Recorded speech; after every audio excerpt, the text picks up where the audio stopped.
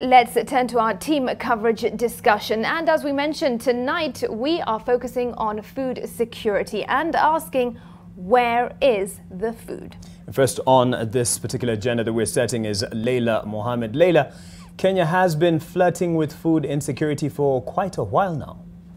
That's right. A decade ago, about 11 million Kenyans were classified as food insecure, with a huge majority staring at starvation. Researchers say the number could be much higher today as Kenya struggles to meet all 4 parameters of measuring food security.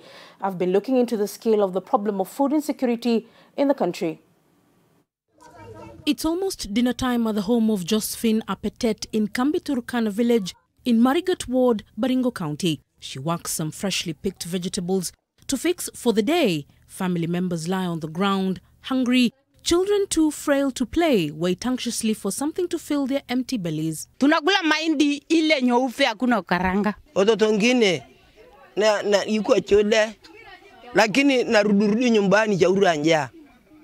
This is the reality of life in not only arid and semi-arid lands in this country, but many a Kenyan household.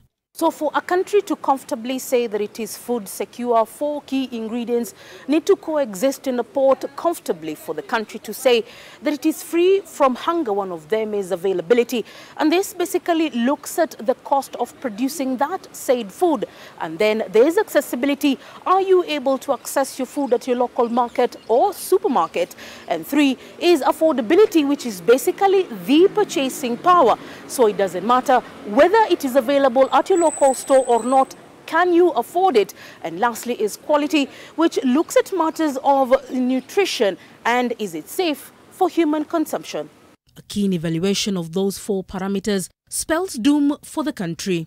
We are not food secure, not because of lack of food itself. I believe there is enough food in the country, but access to it is a problem. Food security is not just pastoralism and is not just growing food, but having a multifaceted ways through which people can engage. If the primary pillar that feeds your family is affected either by climate or by any other emergency, be it weather or otherwise, then there is an alternative. Over-reliance on food aid means desperate families will forever be at the mercy of the powers that be. Wakati 2007 ndo walikuwa napeana relief. Lakini kwa wakati atupati relief mpaka saizi. We have seen communities getting out of their way, to produce food, to look for market, value addition. We have seen farmers having, methods around, increasing the value for the food crop. But could it be that we are over-dependent on maize as a staple food? So much so that nothing else can fill that gap. It's not just food, it's basically, again, where the food comes from. Land reform in Kenya is long overdue. The way we use our land, in my view, is not sustainable. If that self-interest remains the order of the day, Josephine Apetet and her family will forever stay in the clutches of acute hunger and malnutrition. Now, one of the reasons for low levels of productivity in the country is the manipulation of the industry by unscrupulous dealers who only look out for themselves. Today, I learned a new word, and that is elitists. Victor Kiprop should be able to explain that in details. Absolutely, Leila. In what plays out like a script straight from a conspiracy theory fiction movie, the government's otherwise well-thought-out initiatives have been hijacked by powerful cartels, aided by corrupt government officials to the disadvantage of smaller farmers. Here is my report.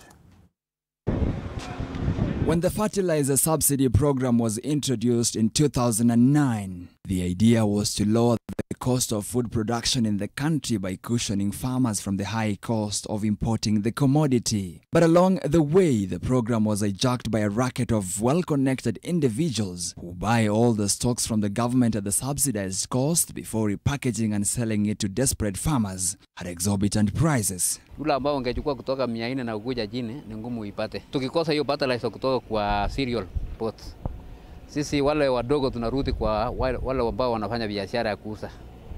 na tukipika pale tutaweza nunua fertilizer moja kwa shilingi 4,000 mpaka 5,000. Nakumbuka mwaka ingine tulinunua mpaka 6,000. Now, the government has dropped the subsidy program as a result of the market manipulation. Serikali haitanunua mbolea tena. Hapo ndio ukora huo inaingizwa. Mkulima sasa atapata mbolea direct kutoka kwa distributor, maybe kutoka kwa cooperative yake kwa bei ile mzuri. Then there is the purchasing of maize by the National Cereals and Produce Board NCPB, where cartels often make a kill by importing cheaper maize and selling it to the NCPB at the government set minimum price, thereby locking out local farmers. A 2018 parliamentary report found that 13 suppliers were paid more than 1 billion shillings for delivery to the NCPB despite failing vetting at the locational level.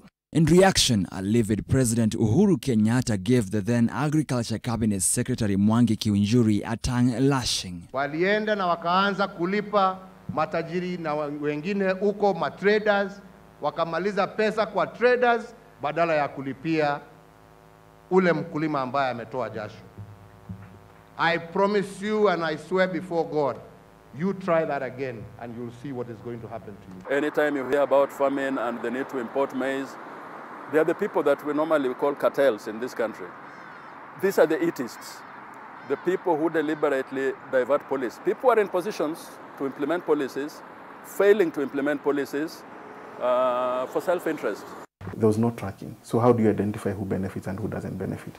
So that created room for people to corrupt. So because you don't have, and again, the best example we had was in 2017, whereby even the president himself was questioning how one farmer can produce like 300 bags of maize. Or no, what size of land does he have? Petty supremacy wars between the Ministry of Agriculture, the Strategic Food Reserve SFR and the NCPB for the control of the multi-billion shillings grain sector have also sabotaged food security.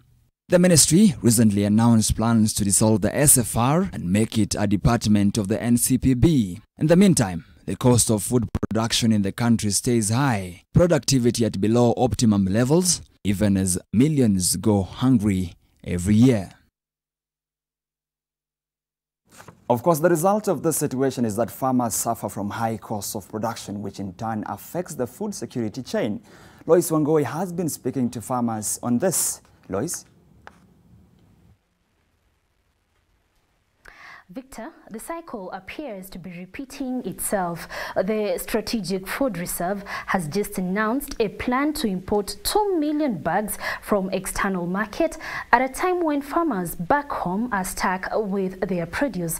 I spoke to one of the farmers on their frustrations. Mzee Thomas Kiptum is still stuck with more than 1,500 bags of maize from the last harvest. He is likely to stay with them longer if a plan by Strategic Food Reserve to import 2 million bags of maize at the expense of local farmers is actualized. Nimesikia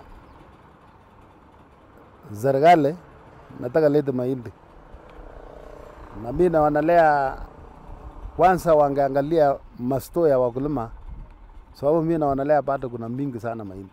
The issue of maize importation is one that has continually created friction between maize farmers and the government over the years. The government is hanging on a free market as an excuse. Mahindi ikitoka nje ikuje ikutana na yenye iko ndani ya nchi. Definitely millers watapata bei ya mahindi. So tutaumia. So hao wako biashara na nikateli ndio wanatuumiza. Following the maize scandal that rocked the country in 2017, the government suspended the purchase of maize from farmers. The farmers were left at the mercy of traders and millers who are now offering 2,300 Kenyan shillings for a 90-kilogram bag, which farmers say is incommensurate to the cost of production. Utasikia watu wanafanya michango ya fees, ya ugonjwa, ya hii vitu yote. Kama saa hii sisi tumeumia sana, uwezo kupata mkulima ananunua tenga vizuri. Kari yenye tunatumbia kari mzee. So I'm very sorry kama serikali itaumiza wakulima wao vile tumeamrisha mwaka hii. The result is unstable food reserve and a blow to livelihoods. Putting a huge landmass under irrigation and producing plenty was brought forward and even adopted by the government as a lasting solution to this consistent sabotage and food security challenges. But even that has failed. Olive Barrows has been finding out. Olive?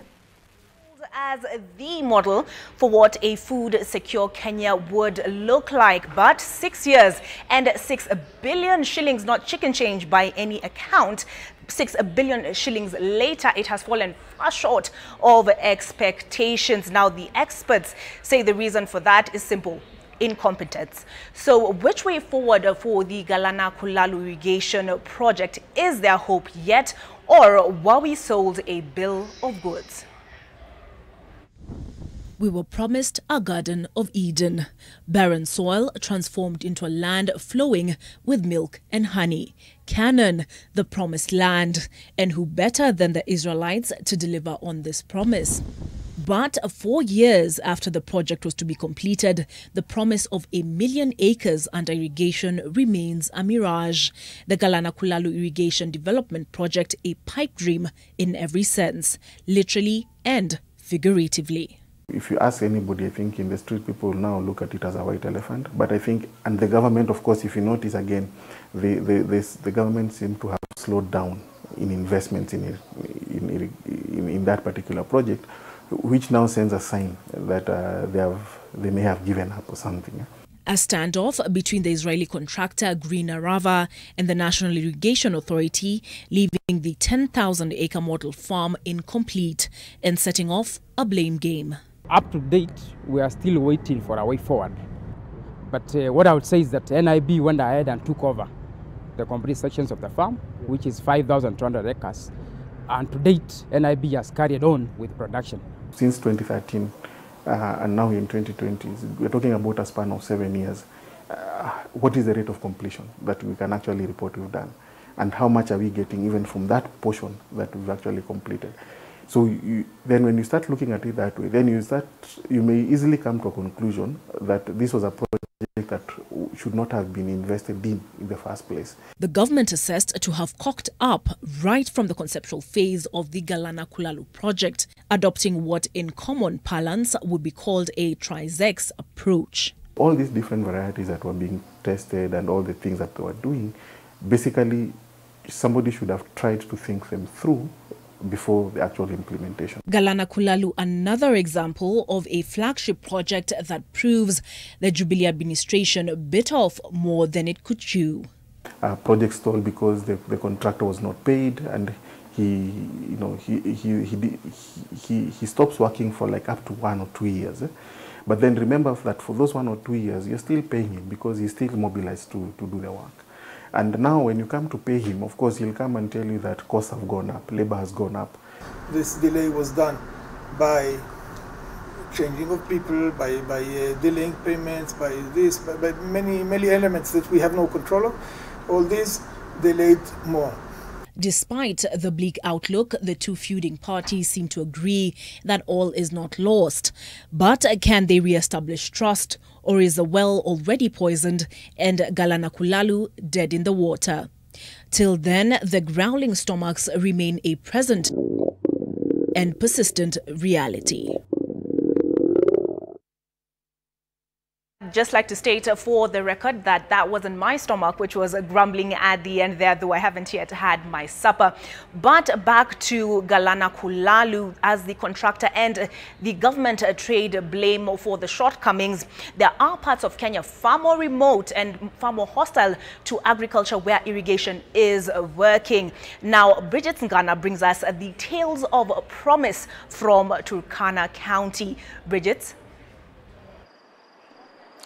One of the regions gravely affected by severe drought and famine is Turkana County, and Kenyans living there have for long depended on relief and cycles of relief. However, it is in the extremes of lack that seeds of plenty are sprouting through climate-sensitive agriculture. Take a look.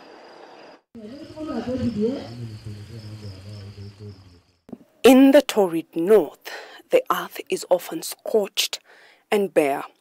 Scenes of desperation and lack dictate the way of life, rendering Turkana Kenya's most food insecure county. But times are changing.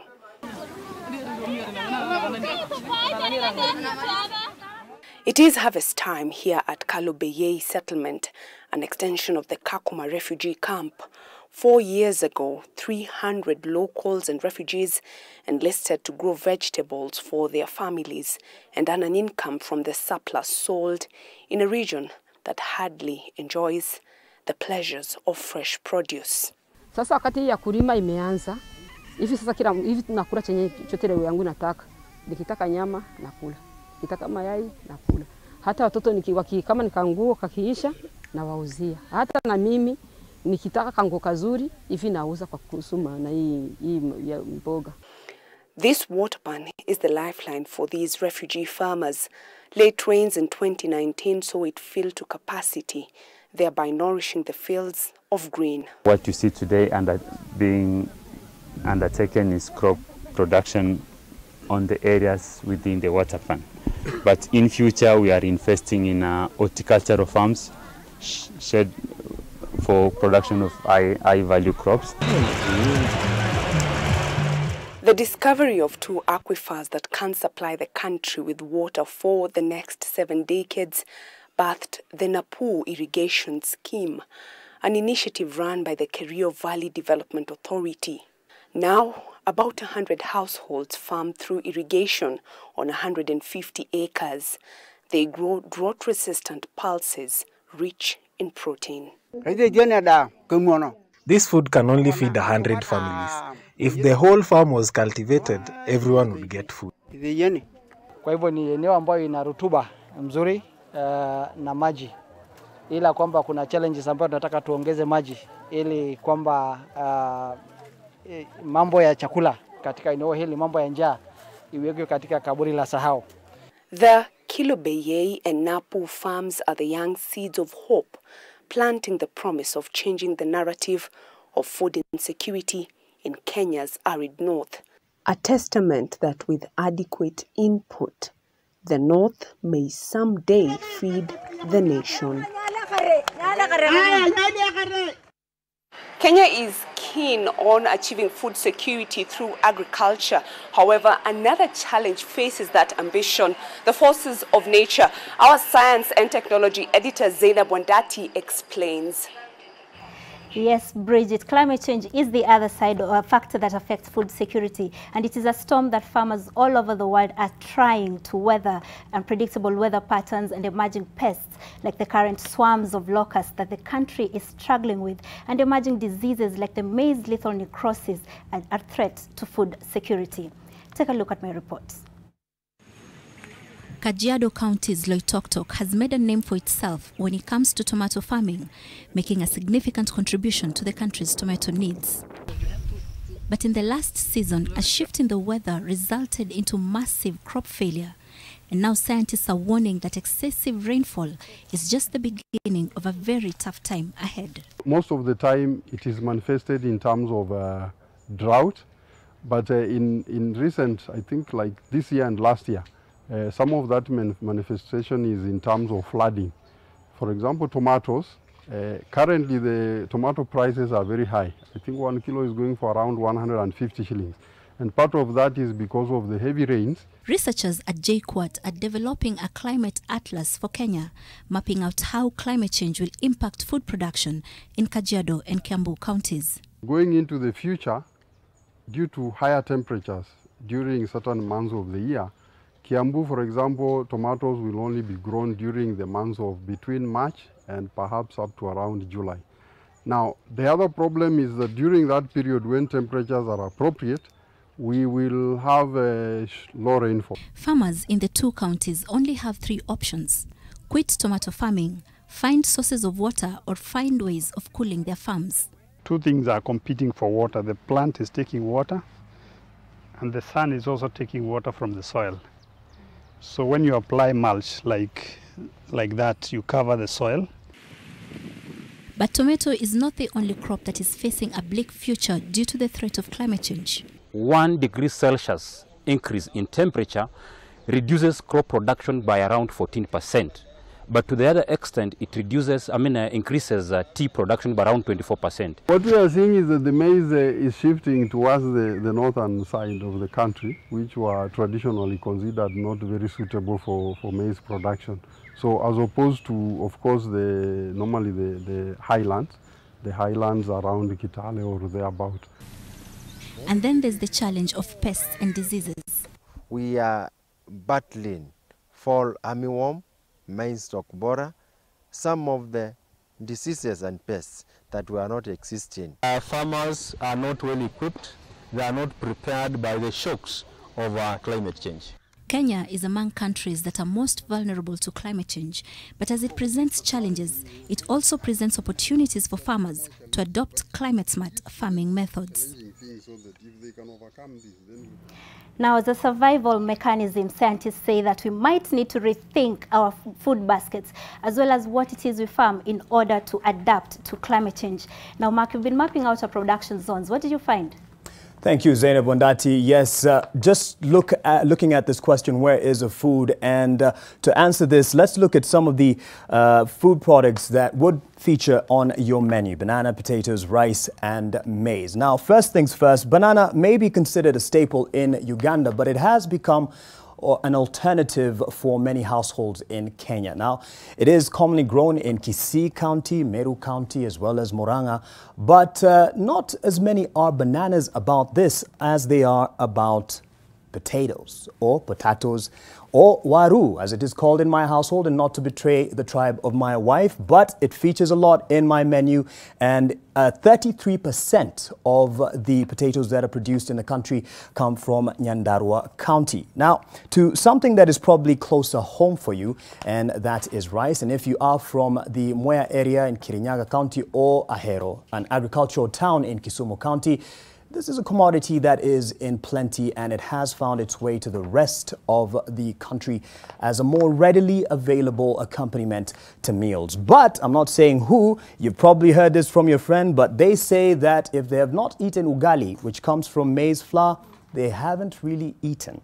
Maize predominantly comes from the grain basket of the North and South Rift regions of the country, as seen in this map, and is the staple food for more than 80% of the population. That is where at least we can see where some of the food is coming from in this country. And yes, the bigger picture, you have the question of accessibility, affordability, and quality. For this food to reach other counties, there's a cost implication where demand outstrips the supply. Now, the deficit is imported, which brings issues of quality of the food. And that is why many are still asking, where's the food?